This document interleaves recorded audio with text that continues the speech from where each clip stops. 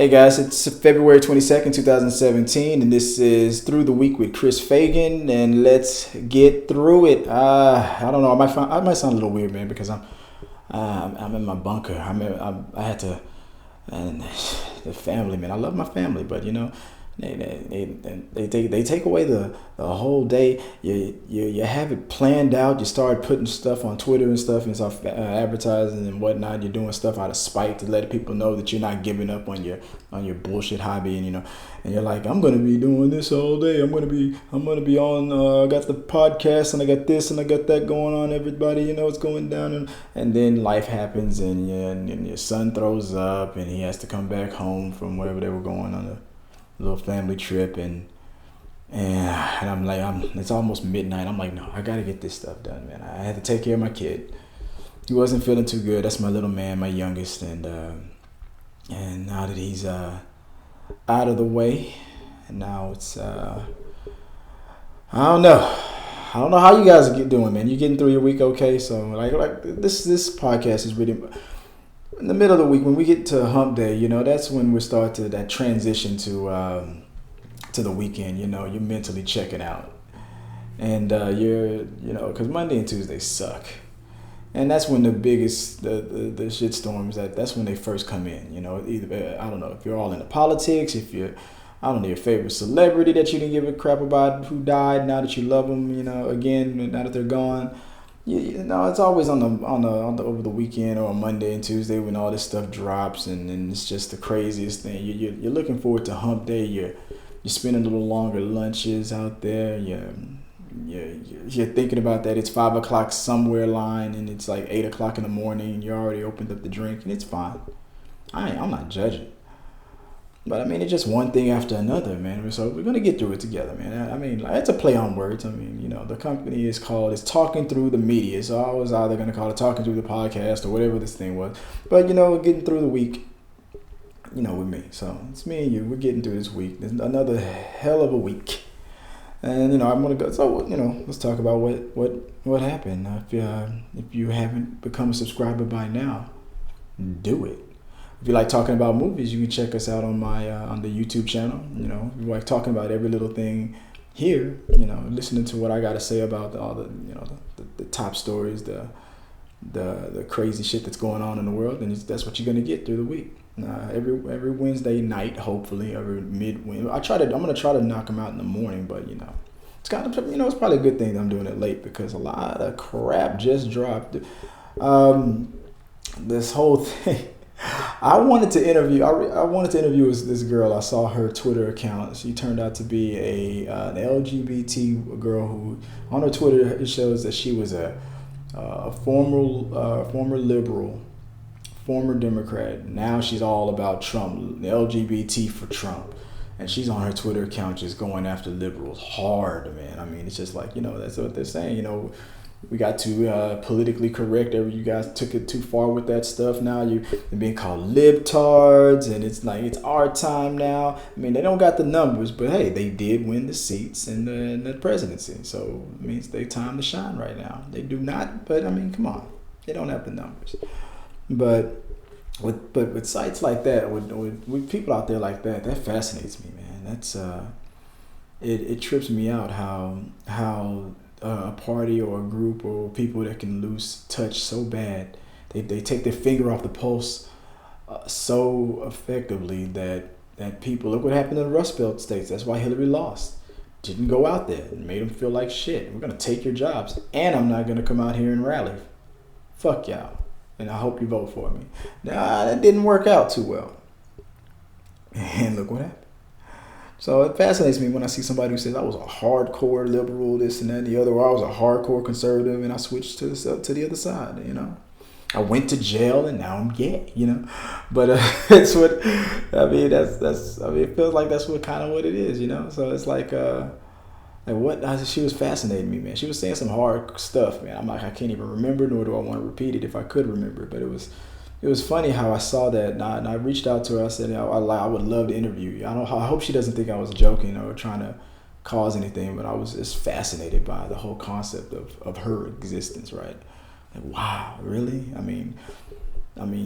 I see a lot of people who are hardcore conservatives, but who happen to be, gay, and especially the ones that are like out there, like flaming and just like out there with it and whatnot. And they're not blind or deaf to it or in a bubble. They're like, oh yeah, I know for a fact that a bunch of people in the Conservative Party hate my very guts, my existence, and da da da da da. It doesn't mean that I don't, believe in the core values. And it's true. That's what it is. That's what it is. And I'm not going to compare it to something crazy, but I mean, the only thing I can come up with is something that isn't even relatable. It's like me saying something like, yeah, I know my boss or my coworker or whatever, or my best friend. I know he's been in the Ku Klux Klan his whole life, but me and him, we kick ass on Call of Duty. So, I just ignore that when he calls me a nigger. I just ignore it. But, but it's kind of the only example I could come up with. But hey. I'm not saying you're voting against your self-interest, but I mean, if you believe in the conservative, and a lot of things that they say and do, I agree with too, but it's gonna get me after a while if you feel like the Democratic Party is too smug and all that stuff. I mean, I can deal with smugness. I'm like, get the fuck out of here, man. Come on, you can punch them in the face. That smugness won't protect them, but. If I'm in a rally and if I'm in a conservative rally, it's gonna be too. Even if I agree with everything the dude on stage is saying, I know the chances of that one guy in that rally it's that one guy. It's gonna be that guy, and he's gonna have a group with him. You know what I'm saying? He's gonna have that like that guy that had the shirt that said "Keep the White House white," or that other guy that had the Curious George monkey doll and pretending like it didn't mean nothing. This is Obama until the cameras turned on. He's like, what monkey? I don't know what you're talking about. And after a while, you get to a point where it's like I feel like the worst thing sometimes in a lot of white people's minds, the first thing you can call them is a racist. The worst thing you can call a white person nowadays is a racist. They try to equate it with the N-word. Like oh my God, I can't be racist. Like some are my best, and I stop them right there. Don't even go there. I don't care who you dated. I don't care what fetish you had in college. I don't care. If you said something, I mean, just take it for what. It's never about how you meant it. Okay, so if a person is taking it that way, that's on them. Yes, it's on them. That's how they're taking it. Maybe you didn't mean it that way, but now you're aware that your joke or your comment or your feeling or your expression or whatever, which that's the way it landed with that person. It's like being a comedian. You bust out your best joke, nobody in the room laughs. I think you got to come up with some new material if you want to keep the comedy game going. But it's up to you. If you don't give a damn, just go up there and bore everybody. But I mean, that's how people feel. They get all offended by it. Like you get offended for being offended now. It's like now us libtards, that's what they're calling liberals and stuff. Now we gotta eat crow and stuff. It's like they're coming up like, oh yeah, all that racism that you tried to make me suppress for the last 8 years. Well, guess what, libtard? Here it comes. And it's like, yeah, you won. Okay, all right. I'll shut the fuck up. I'll let you have it. You got this, dog. You got this. But let them have the little victory lap, man. But even if it's a bunch of stuff that I can agree with, if I see that guy next, and that guy in that rally that's saying something racist, and then as you see everybody in the room pretending like he's not there, that's the part that pisses me off the most, because the worst thing, like I said, the worst thing you can call somebody nowadays is a racist. They'll go flip out. I've never said a racist thing in my life. Okay, well then what about the fact that you were standing in this room and that other guy who was saying all that racist stuff, saying the N-word and flipping the bird and all that stuff, and then, doing and saying all that stuff, and you just sat there, you stood there, and you didn't say anything. You pretended like it wasn't there. Because what you're afraid of, what these guys are afraid of, is that they want to give them the vote, they want to win and all that. So the politician up on that stage, he doesn't want to be associated with a Klansman or whatnot, but he doesn't want to offend that Klansman to the point where he's not going to get that vote. And that's the part I feel like on both sides it's gotten too bad. I mean, you don't want to offend that hardcore Peter crazy, I'm going to throw blood on you for doing something that I don't like kind of a person on the left side, but but can't condone all that, man. I mean, they go too far. These people go too far. But on the other side, like I said, the worst thing you can call them is a racist. So it's like, It's like, you didn't do anything when that guy was doing obvious racist stuff. He's like, well, I'm not him. Okay, I'm not him, and I don't condone that. Okay, well, it's okay for you to say that you don't condone it now that I'm asking you about it. I'm a black guy now. I'm asking you about it. Why couldn't you say that to him? Because you don't want to be associated with him, but you want his vote. It does not make sense. It never does, and it never, on both sides, it never makes sense.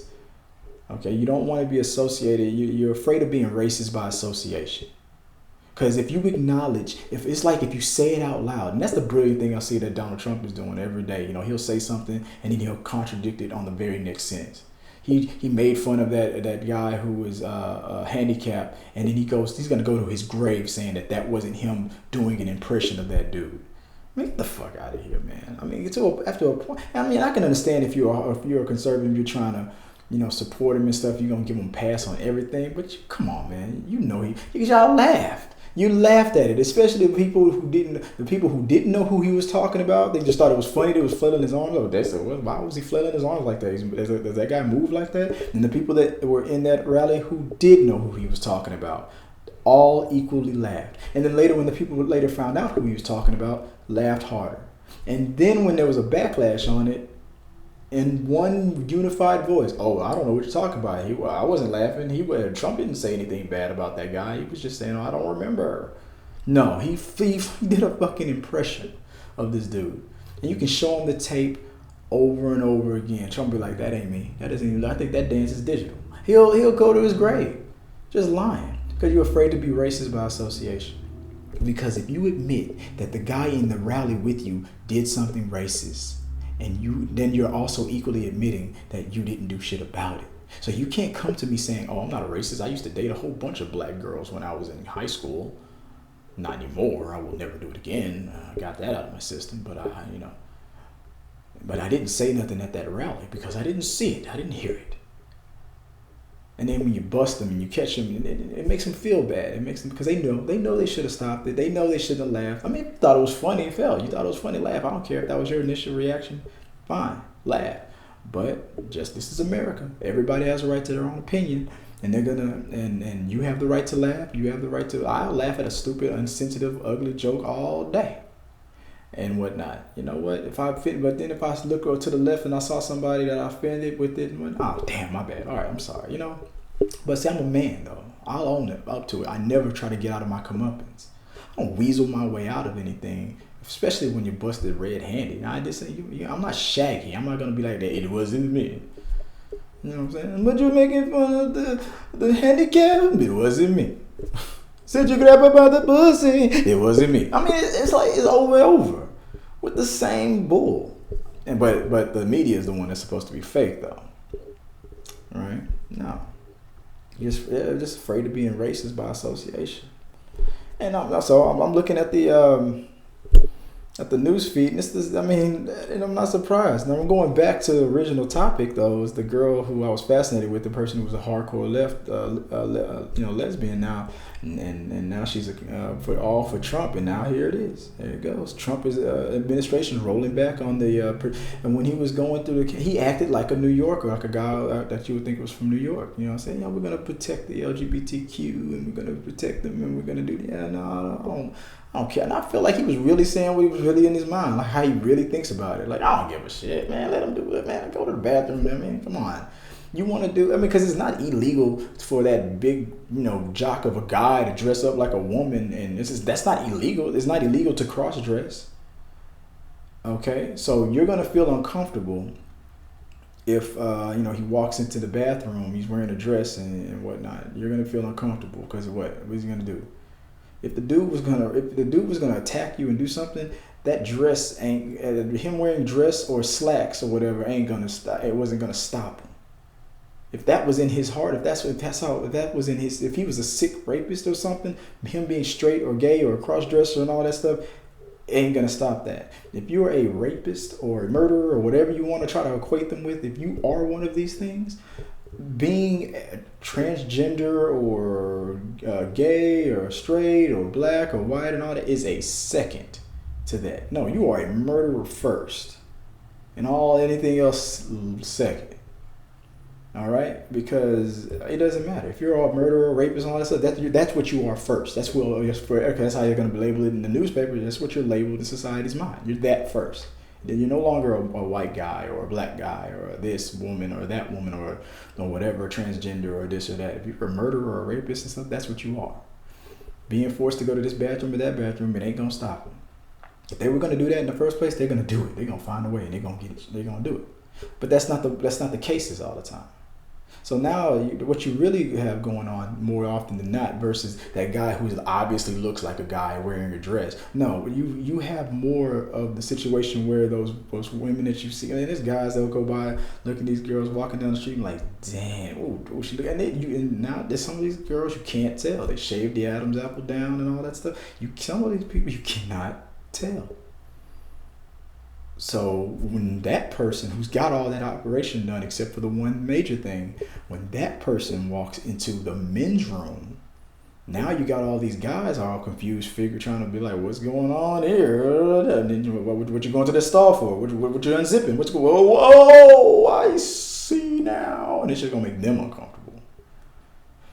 And that's what's more likely to happen each and every. I saw a person that looked like it was a straight up guy, had a beard, the cowboy hat, looking all rugged and whatnot. But he was technically a woman. Took a picture of himself, did a selfie, and then there was an old lady walking behind him trying to get out of there because she felt uncomfortable. So yeah, go ahead, roll this law back. Because you're thinking that it's going to be that obvious butch-looking guy who got the bad makeup on, and you can tell he's wearing a dress. The dude is weird or whatever. You think that's not that. You think the stereotypical with a cross-dresser or whatever. You think that's what's going to happen, but no, it's going to be the opposite. It's going to be a guy who looks like a tough, rugged, stereotypical, country guy. Picks up the horse and just throw him out in the field and drive him to the sunset. All that John Wayne looking dude. It's gonna be legal. Technically, he's gonna be a woman, and it's gonna be the finest girl you ever seen in your life, dude. You're gonna be like, damn, homie. Ooh, I wish I could. Why is she going into the men's room? That's what's gonna happen. It's gonna backfire. Now, some of those cases is gonna be the situation where it was, where it's obvious. But 9 times out of 10, because those operations get way better, it's gonna be people who complaining. Y'all are going to be the ones that's going to be uncomfortable and confused. It's going to backfire.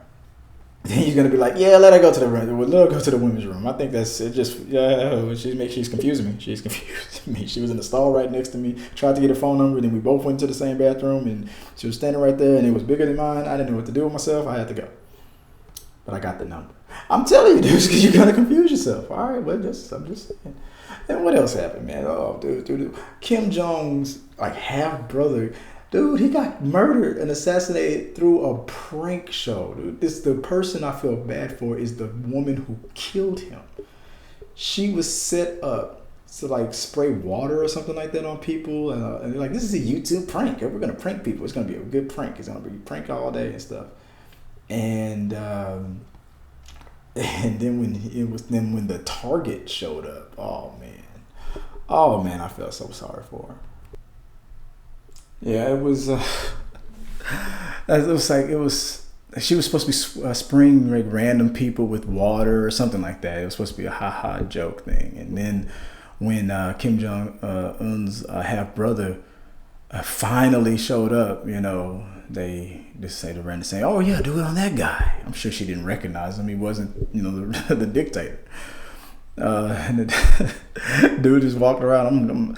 I'm related to the face that runs the place, but the dude was looking like an average Joe, just out of Walmart, just shopping. And then same gag, like, hey, all right, let's do another prank on that guy right there. Let's spray some water in his face. But they switched the water bottle with some kind of a chemical. I don't know if it was acid or whatever, something that just instantly was poisonous or whatever. It just knocked him down. And just like that, she ran up to him, sprayed. I think they showed the surveillance footage of it too. These people really wanted that stuff to leak out because that the dictator didn't want that to come out. Oh man, and they dude went down hard, and I bet she feels. Oh my God, she is the most scared woman in the world right now. Let's say something like that would have happened in this country. It would not matter if you were set up or not. The FBI and all those guys, this special force, they are going to be they're going to sit down with you, and they're going to interrogate you like you never. So you think that first 48? This is going to be first 48 is going to be the best part of it. I mean, that's when they're going to be nice to you. I mean, let's just go through what happened here when you killed the leader's brother like that. Let's just talk about that. Now, why did you do it? Now, why did you want him dead or something? Yeah, I'm telling you, I just thought it was a joke. I just was. Oh my God, you're gonna be crying so hard. She is crying in her sleep right now. Man, she's dreaming right now, crying her ass off, dude. She is scared. And I'm talking about. Imagine if that just happened in this country. But in North Korea, ooh, dang. And the thing is, I think the guys who set her up. Gone, long gone. They might get caught. I'm sure she's hoping. I'm sure she's like, oh man, I met those guys for the first time today. They paid me, and we were gonna go out and prank people. I pranked a couple people, and I just continued the prank. And they just pointed and I pranked. I don't know what I do. I don't know what happened. It's like, well, I don't see anybody here. All I see is you. And that's all they know. They got you. That's all they know. That's the way it is. So, jeez. Oh my God, there's no saving you right now. You better hope they catch him, and you better hope they confess. Could you imagine how messed up that would be if they catch the guy? It's like, this him. I don't know what you're talking about. You were the guy in the video that gave him the water bottle. And show me. Like, I'm sure he had his head down. He knew exactly where the cameras were and stuff. He had that beef from Vendetta mask on, probably. I don't see. All I see is, I'm sorry, ma'am. All I see is you. They're gonna sell her out so fast. But over there, I bet that due process stuff ain't happen. I feel like anybody who fits the description of what she's talking about, they're gonna just make an example of. Even if they don't get to catch the right guy, they gotta catch somebody. So if she says it wasn't a solo job, which, come on, it probably wasn't. So they're going to catch somebody. And even if it's the right guy or not, they're going to somebody's going to pay for this. So that was crazy, man. So is that the incident they were talking about? North Korea? They were talking about the incident. So he was testing missiles, and so the dude was up there trying to show off his might with the damn missiles while his brother was getting taken out. I mean, dude, way to distract yourself, man. Keep an eye on your family, dude. That's crazy. Next thing you know, I know one thing though. Y'all YouTubers and stuff out there, you keep your damn pranks to yourself, man. Like, I ain't even gonna play with you no more now. Like, fuck that. Oh man, that is crazy. But you know what? It's way over there. Then you hear all the stuff that's going on with his brother. How it's all evil and stuff, and you never know. So it's like, you know what? The propaganda's been put in my head so much, I don't care. I don't even care about this guy. Just like the guys on the Death Star when it got blown up. Like you said on Clerks, the first time it got blown up, evil was punished, right? The second time, it wasn't even finished being built. It had to have independent contractors and stuff, people who weren't even really a part of it and whatnot. No. Whether or not they wanted to be in that fight or not and whatnot, there were innocent people getting killed and whatnot. You were still a part of the empire. You knew what that dude did in that first Death Star. You knew what planet he blew up. And then you want to help him make another one? Nah, you heard. But you heard that paycheck was big, though, huh? I bet that was. I bet everybody that was on that project was getting equivalents of like $5 million a month, probably. You're going to go home a billionaire. Until Luke came. Run, nigga, Luke Skywalker, just take off. But so that's what happens. I mean, you know what it was. You knew who your brother and your half brother was. You knew that if they couldn't get to him, they gonna get to you. You just didn't think that it was gonna be some girl in a tight t-shirt with a water bottle and a camera. But hey, that's what happens, man. What is this story? I keep seeing this story on here about The Walking Dead, and that's my show, man. That is my show, and can't wait to see what Rick's gonna do. He's gonna bring it and he's gonna take down boy Negan. Every time I see Negan, all I can see is Chappelle. That's too crazy. The Walking Dead t-shirt has been removed for sales by a clothing retailer after a complaint that the shirt was racist and fantastically offensive. Walking Dead t-shirt shop. What the hell does this shirt look like? It's probably gonna be some black dude hanging from a tree. Talking about previously on The Walking Dead. Lynching. I don't know what shirt he's talking about. Dang. I don't know. They don't got a picture of the shirt. They don't have a picture of it. Let me see if they don't have a picture of it. They're gonna have to describe it to me. All right, come on. Put this image in my head. Show me how racist this shirt is. I wanna know how offended I should be. Come on, give it to me. Let's see. The shirt in question bore the image of a basketball. Oh, I'm sorry, basketball. Now I can't read. Now y'all should not be out there making fun of Bill Burr all the time. This shit isn't easy. The shirt in question bore the image of a baseball bat and the message "Eeny, meeny, miny, mo." A reference to a scene from AMC zombie drama in which Negan, Jeffrey Dean Morgan, is deciding who in the protagonist group to kill. In the scene, Negan continues the phrase, "Catch a tiger by the toe," though historically the rhyme has employed the N-word rather than the word tiger. And I did not know this until the other day. I was watching this YouTuber, he pastes together this story about that. Reminds me of this girl from, I forgot what college, and she was just busting out this whack ass rap about how she wants to kill niggas, and the whole time she was going killing nigga. That's all she kept saying. And the song was whack as hell. But I'm not gonna lie, as offended as I was, when they catch that girl, oh yeah, she gonna get caught. Like don't trust me, she gonna get caught. Because she's gonna be one of those people that can't resist the opportunity to brag to one of her stupid ass friends. Then 3 weeks later, that girl's gonna piss her off, and then she's gonna be like, "Guess who I found out said that rap about killing black people? Becky.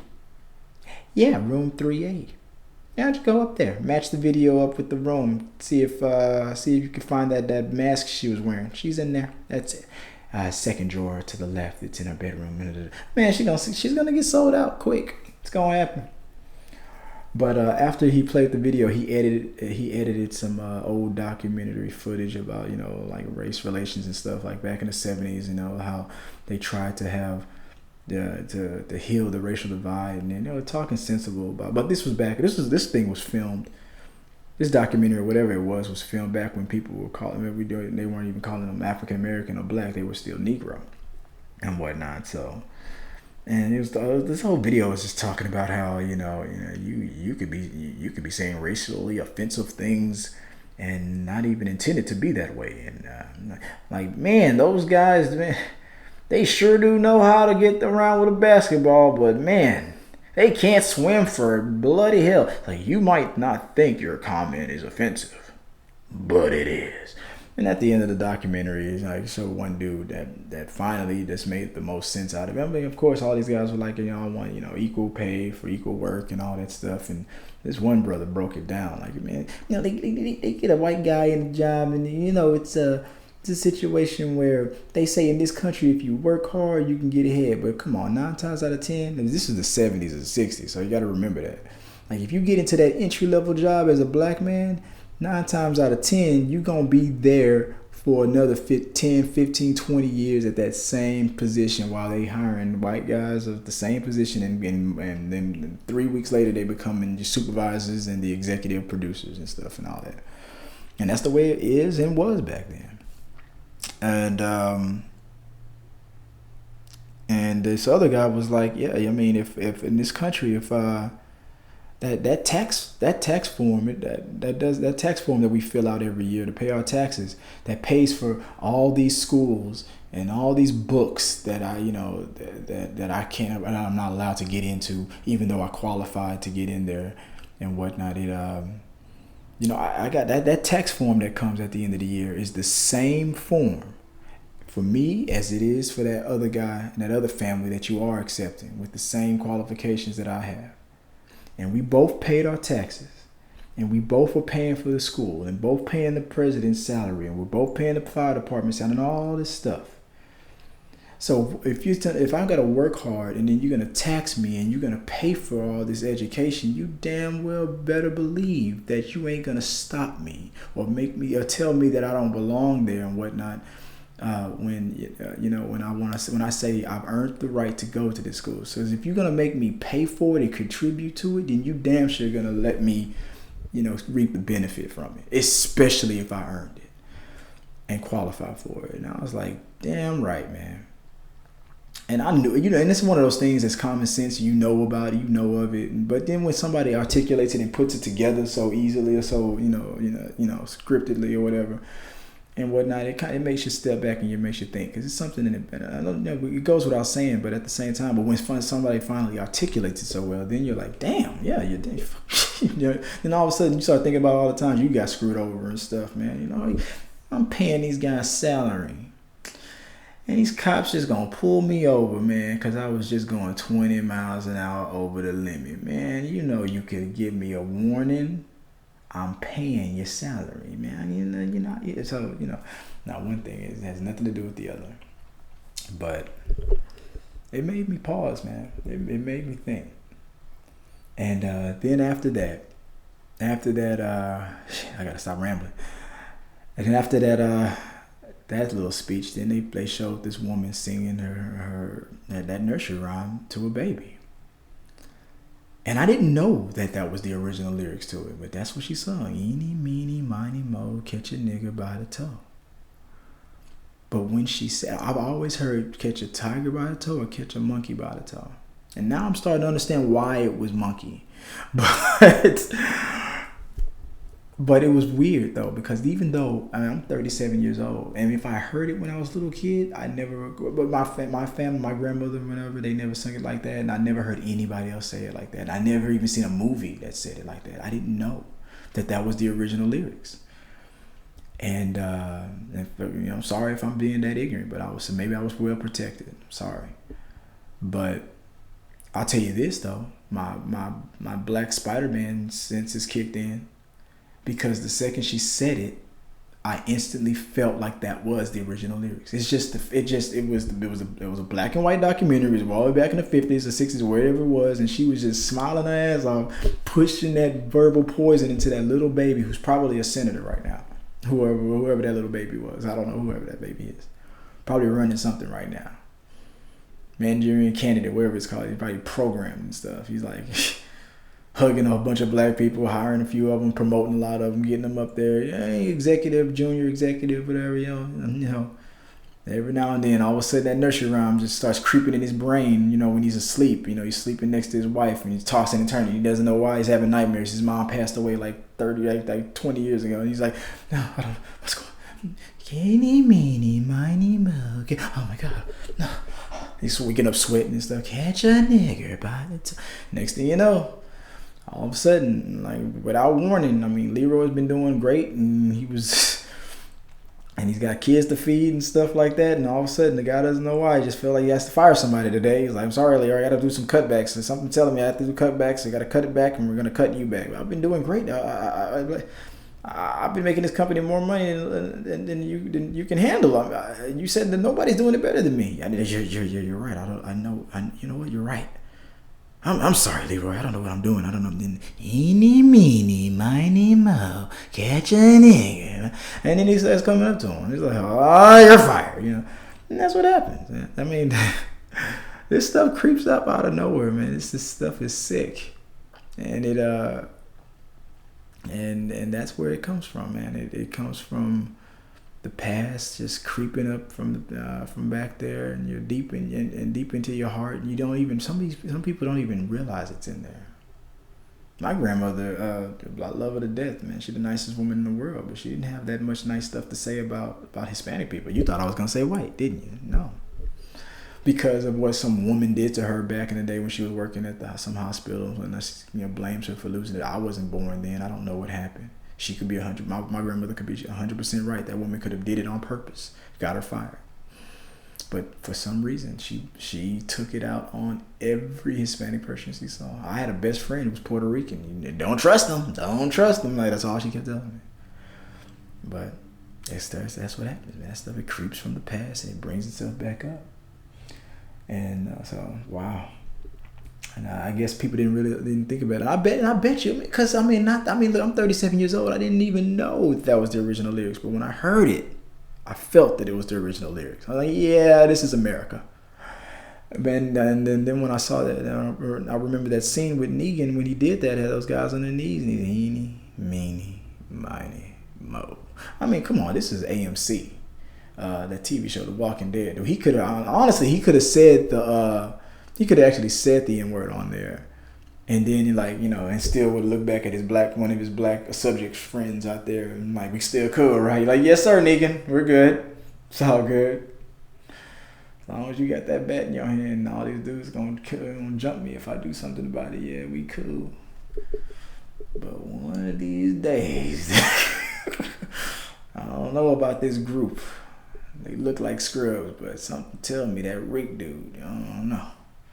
Something in the beard tells me he's gonna take you, and the second he does, I'm gonna be there, and I'm gonna grab you by the toe, and you gonna holler, let him go. But who knows, man? Who knows? Stop trying to be comfortable and cool with your black friends and your coworkers and stuff, and saying stuff, and then say stuff like, I'm just playing, right? We cool, right? Because you know what? Be comfortable with the black guy that goes, hell no, man, that was messed up. Don't say that stuff again, and then you just let it go. Be comfortable with that guy. Watch out for the brother that's like, yeah, okay, yeah, still don't worry about it. Yeah, we're still going to the golf resort right out there in that cabin at the end of the quarter, miles away from society. Yeah, okay, we're partnering up. I'm telling you, man. That's the guy you're going to worry about. You're going to remember every dumb racist joke you said, and then try to give him a fist bump saying we're cool, right? Oh, yeah, we're cool, all right. Then you're going to see the real him come, surprise, motherfucker. You're going to turn into the dude from Dexter. Surprise, motherfucker. But we cool, right? But see, that's what, yeah. So, be nice. Or if you have to be racist, keep that stuff to yourself. Keep it to yourself. Nobody wants to hear that stuff. Because nowadays, people going to plot. They coming for you.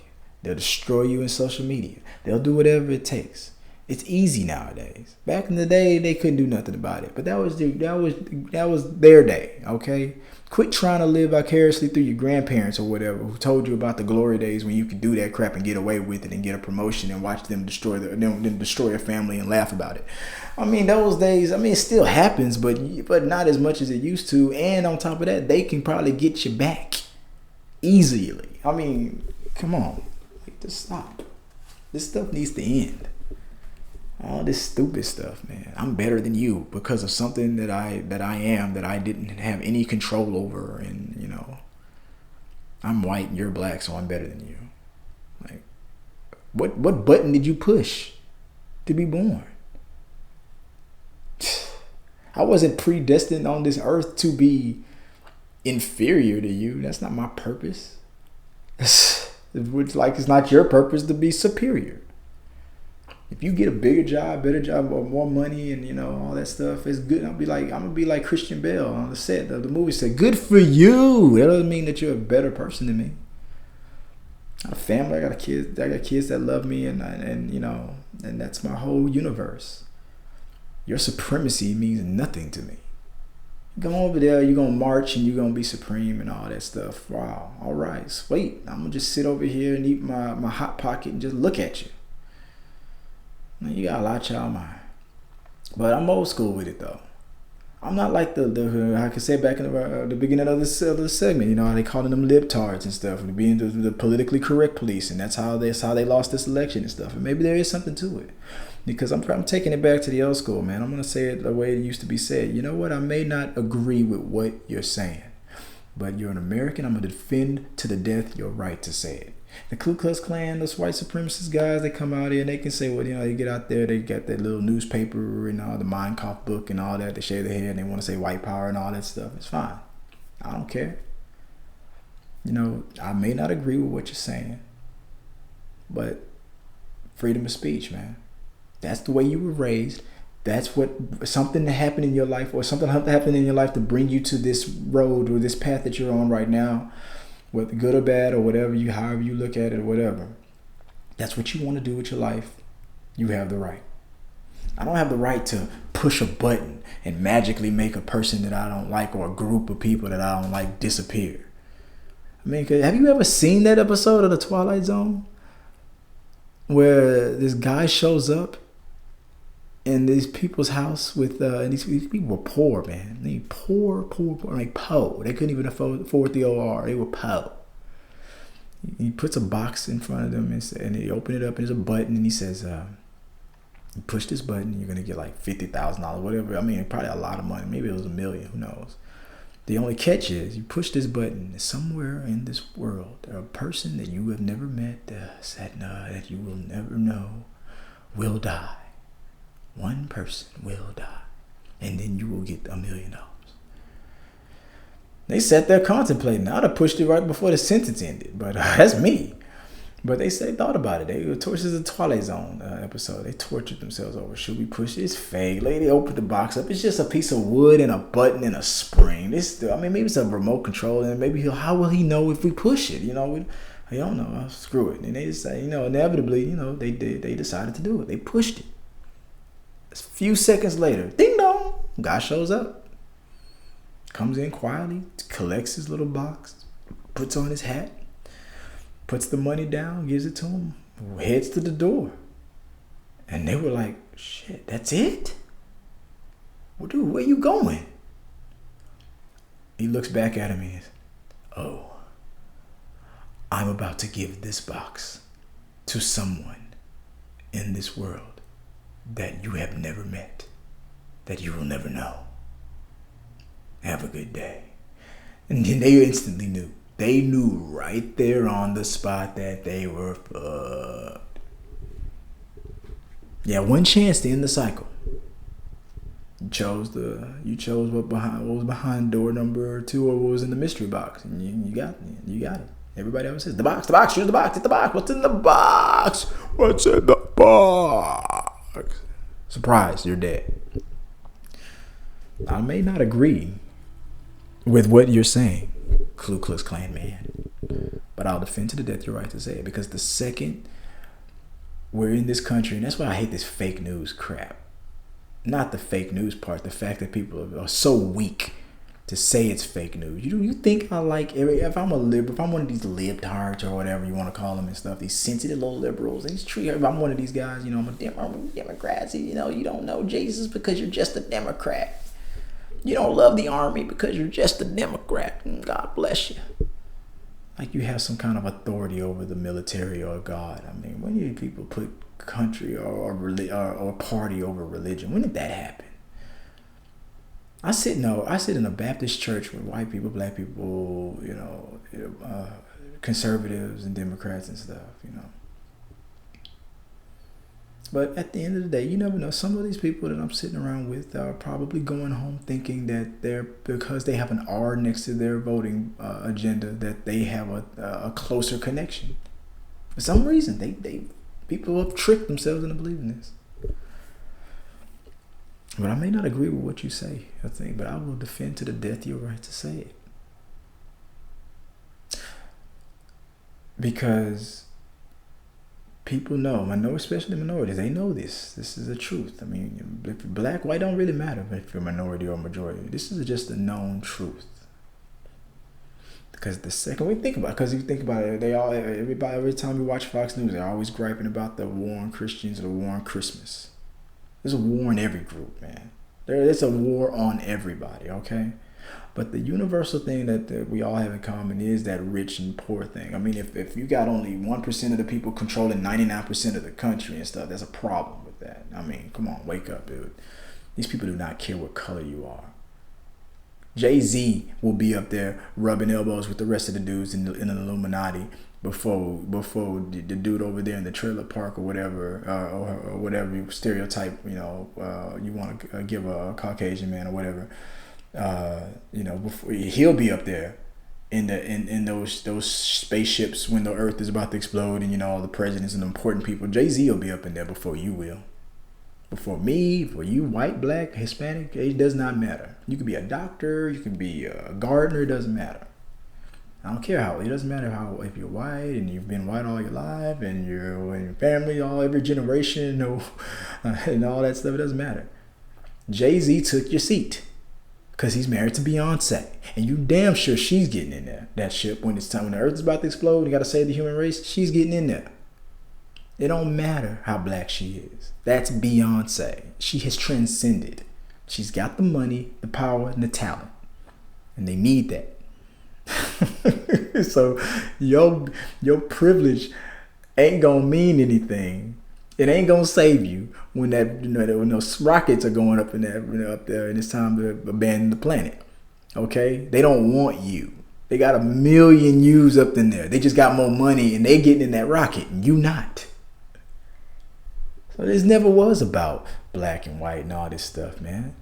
It's about rich and poor. Bernie was right. He is continuous right. I mean, back in the day, poor white people were treated worse than, just as bad as some black people during and after slavery. Then it got to a point where it's like, you know what, we gotta put some kind of more of a control over this thing. I mean, hey, we're never gonna let them into the yacht. Those poor white guys. We're never gonna let them on the boat, but we'll give them a little feel good story. So the message became, you may not be rich, but at least you're not ... And then all of a sudden that message took a life of its own. My grandmother. I mean, all you have to do is instill a negative thought into a group of people, and then all of a sudden make them repeat it to the next generation for you, and that's it. Your descendants will forget that you were the one who caused it. Your great-grandchildren, your great-great-great-great-great-grandchildren, they would never believe it. A history book will open up and they'll see that relative causing that stereotype. All black people can't swim, or whatever it was. It was your great-great-great-great-great-granddaddy that started that rumor, and it spread like wildfire, and now everybody believes it. Like, no, you won't believe it. Why? Because the guy who came up with that convinced the black guy to say it. Then that guy took that to his kids, and then that was it. It was over. It got so bad that you don't even know where it came from. To the point where they can just deny it. No, I didn't. I don't think that. I don't think Grandpappy would have said that. And that's weird. Y'all been saying that for years. Y'all believe it. It's yours. Yeah, that's true. And it gets crazy. So let me get back to my original point, where I may not agree with what you say, but I'll defend to the death your right to say it, because it's only a matter of time. If I shut you down, if I push that button and I got rid of the KKK, or if you got rid of the Black Panthers, or if this guy got rid of ISIS, or that group or that. Well, ISIS is probably a bad example. I mean, it's a terrorist, man. But if you hated all people that were who were Hindu or Muslim or Jewish or Christian or whatever the group is, lesbian, or whatever the group is, whatever it is, you got a magical button that could just wipe them out. For one, that's genocide, by the way. That's bad. But okay, so you're a guy who worships a Martian or whatever. Your god is like a Martian god or whatever, and the people that you hate the most are the people who worship Neptune's god. You know that, and y'all kind of get along with the Uranus god, people who worship that guy and all that stuff.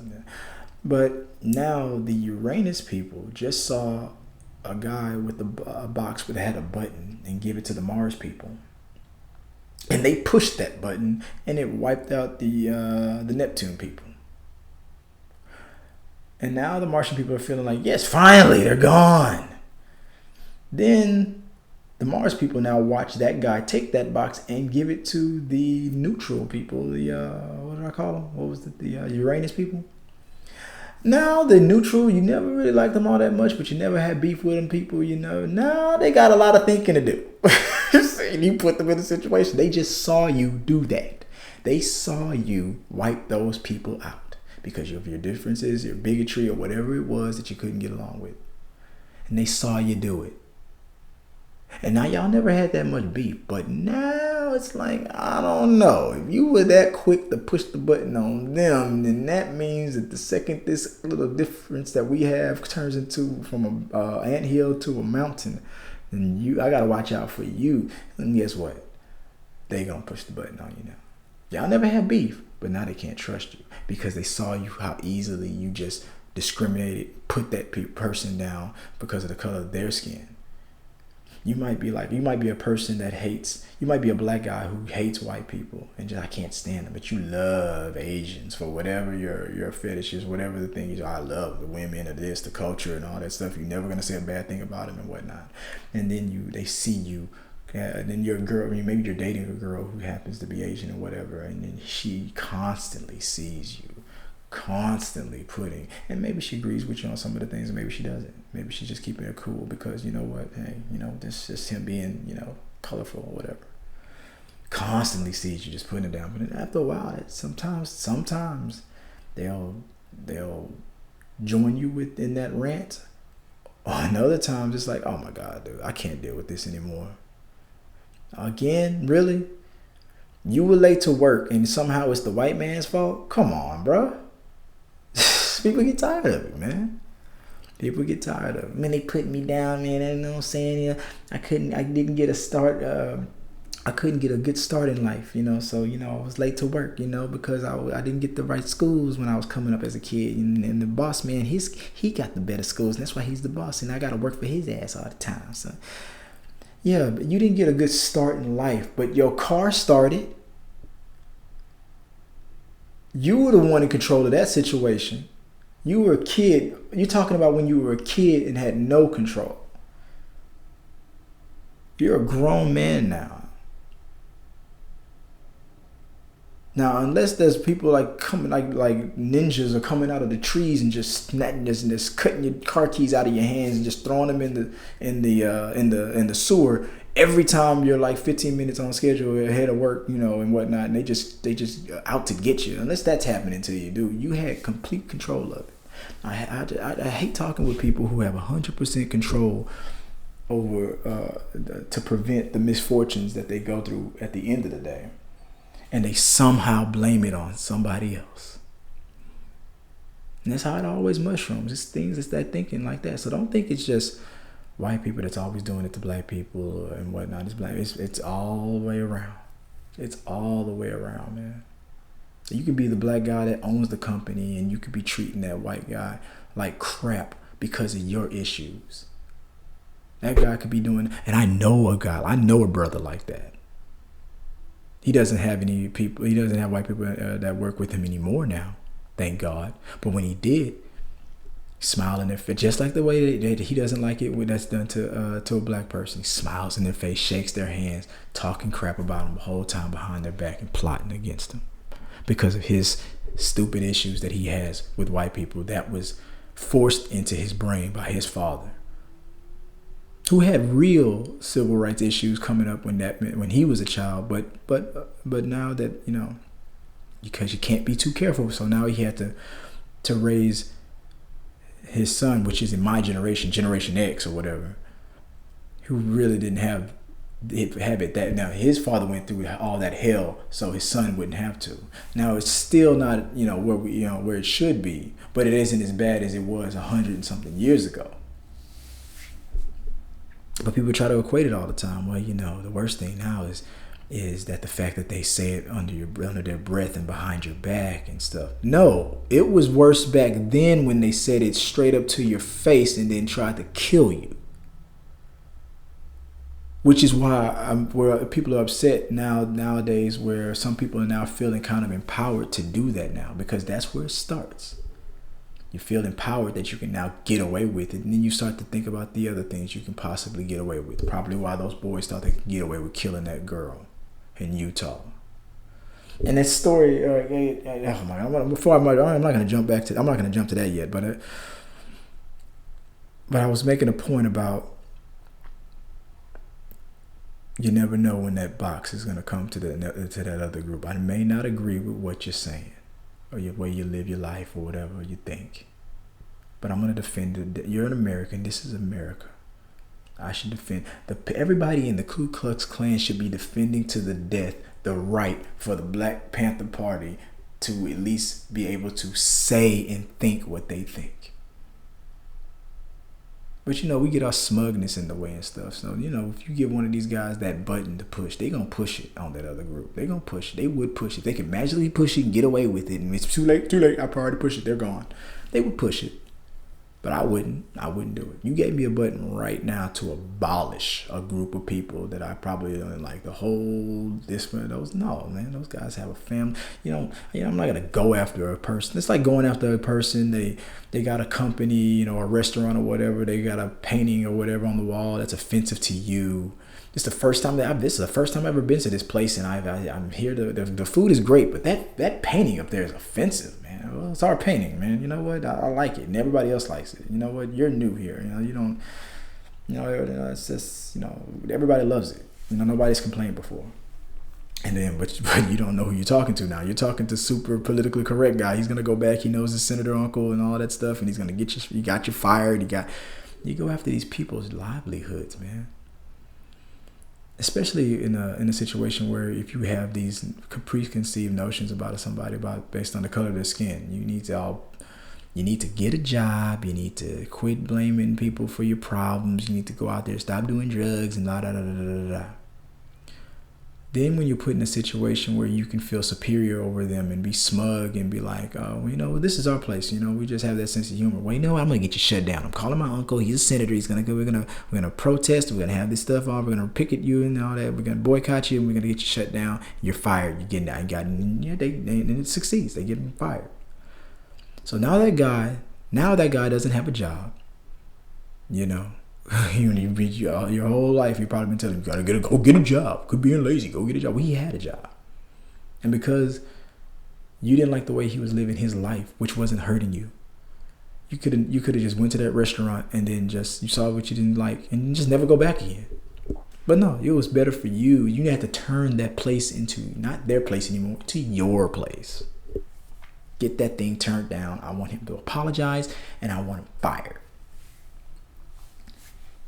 I may not agree with all this stuff that a lot of people do, but I'm never going to push that button and just shut people down and take away their livelihoods and stuff like that and make them disappear like that. It's just crazy. Because there's, just like this election taught us, the pendulum swings, and then one day they coming after you. Everybody takes notes. Black, white, gay, straight, it don't matter. We all take notes. We all have long memories. I may not believe in getting revenge on people all the time, but vengeance, ooh, yeah, I love vengeance. I feel like Batman sometimes. I wish I could swoop down on some of the people that I can't stand from a rooftop and then just disappear with a grappling gun, just fly up in the air. Oh my God, who is that? That's that black guy that just he got me just pissed off, man. Tim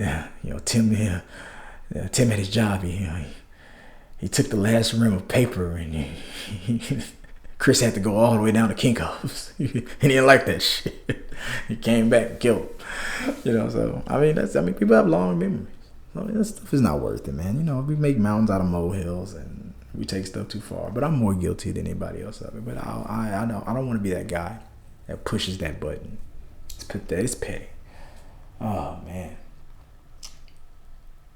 But man, I really went onto a whole thing, didn't I?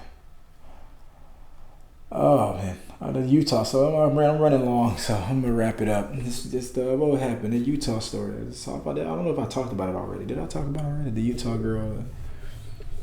Let's see. That's a shame, man.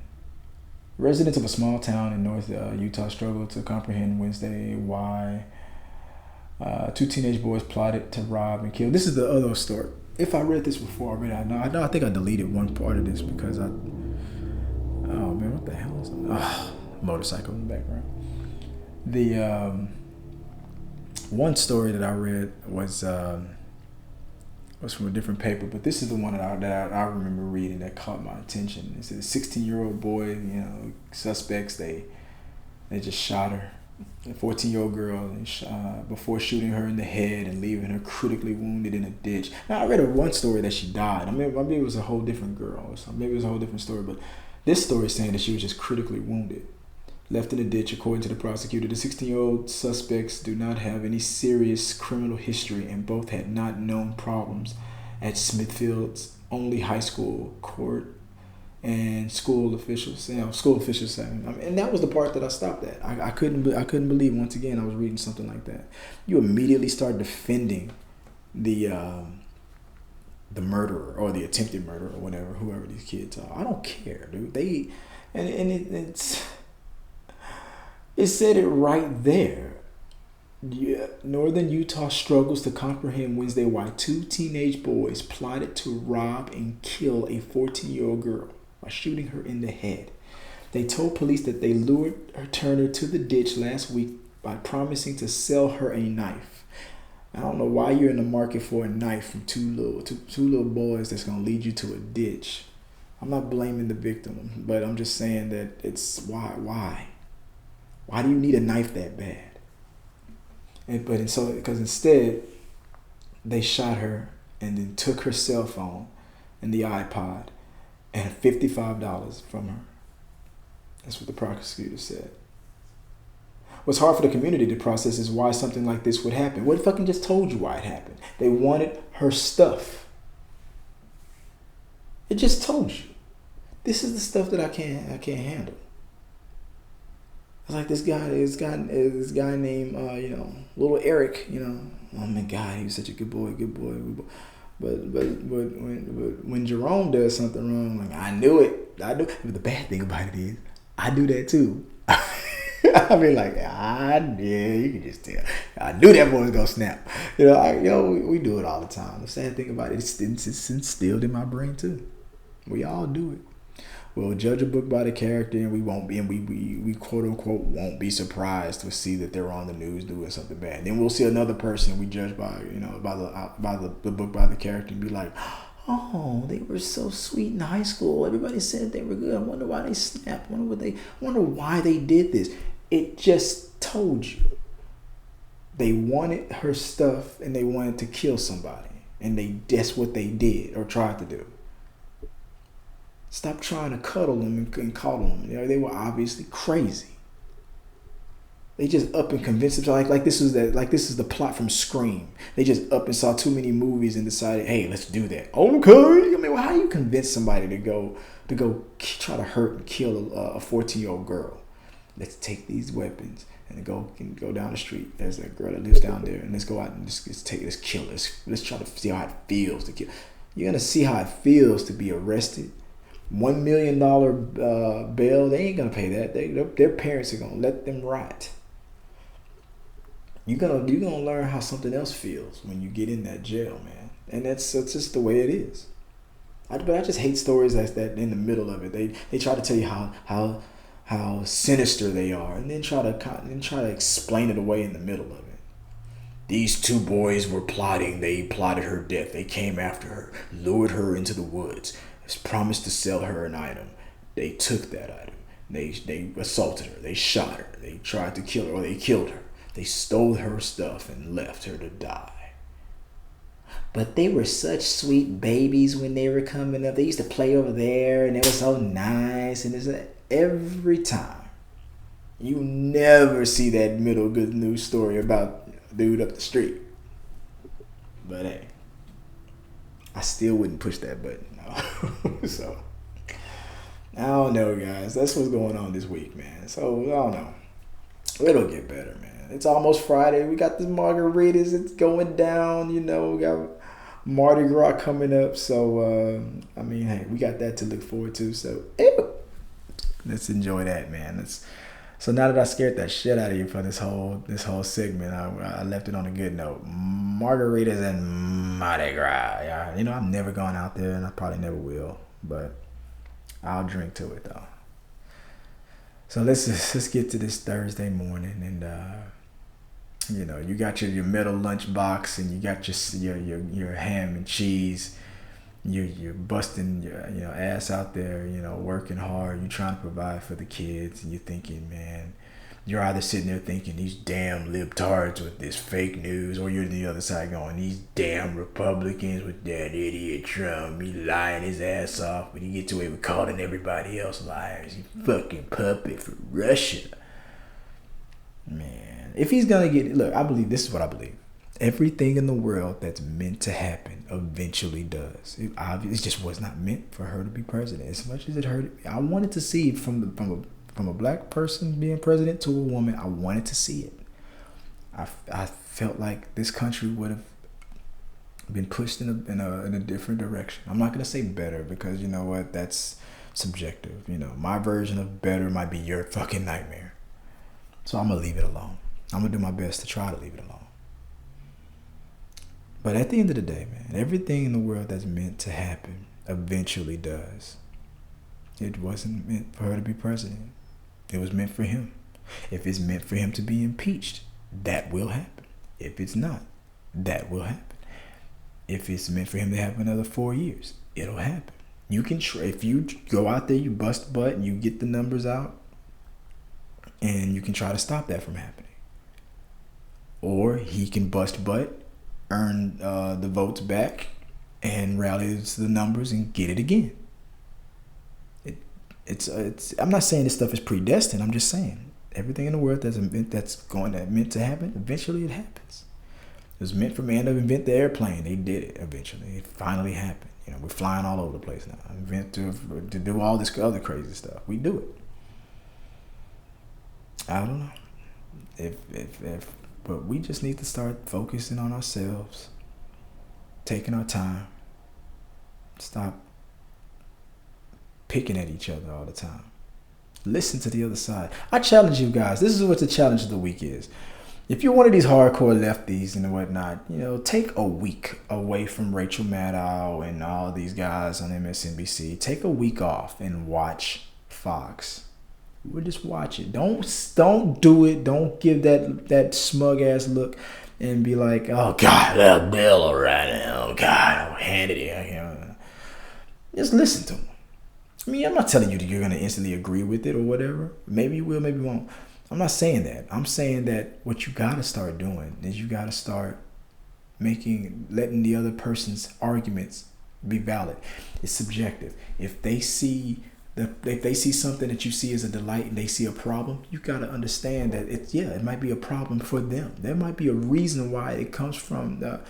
I mean, even if what they're saying doesn't make sense at all, and it's not really a problem, but it just has to be a problem because it has to be. You know, they have to support the group or whatever. Then fine, you're never going to convince that person. So don't try. And on the other side, if you're a hardcore conservative and everything that you know and love evolves around, you know, Sean Hannity and Breitbart or whatever the hell it is, turn it off. Watch the Silver Fox on CNN, you know, and or Hardball with Chris Matthews or whatever, and you know, and just listen.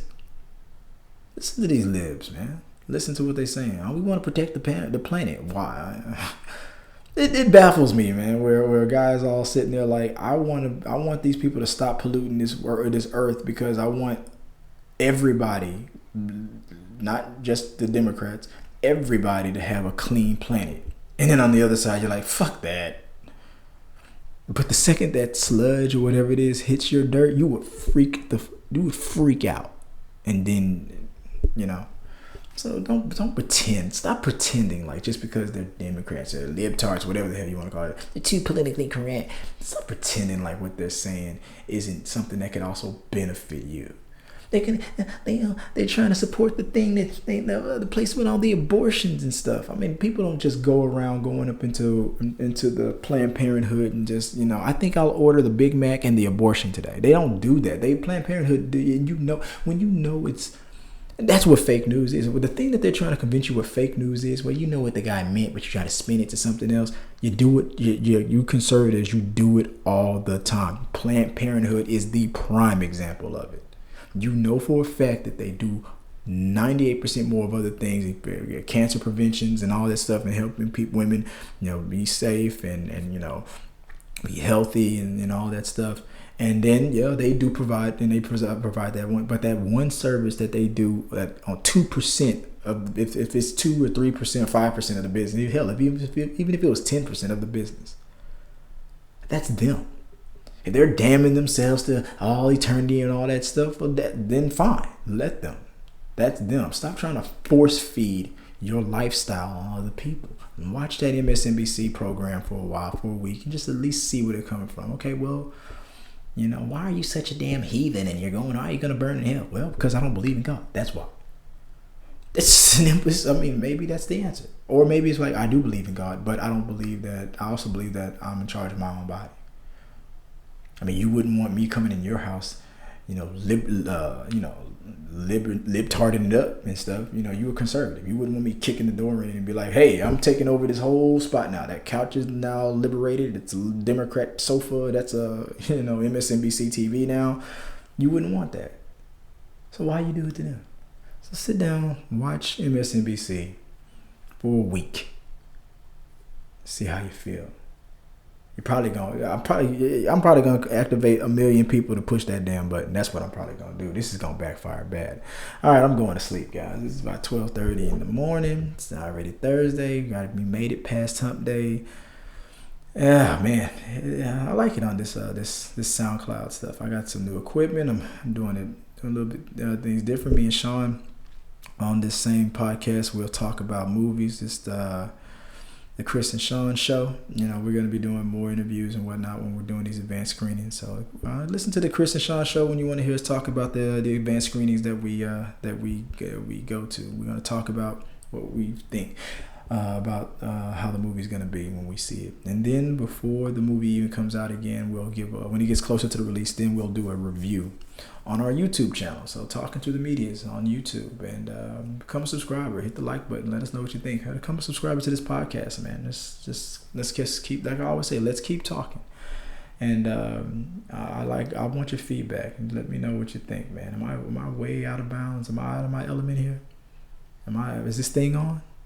I don't know, man. I'll figure it out one of these days. I don't know. We're gonna get through it together. Till next time. Peace.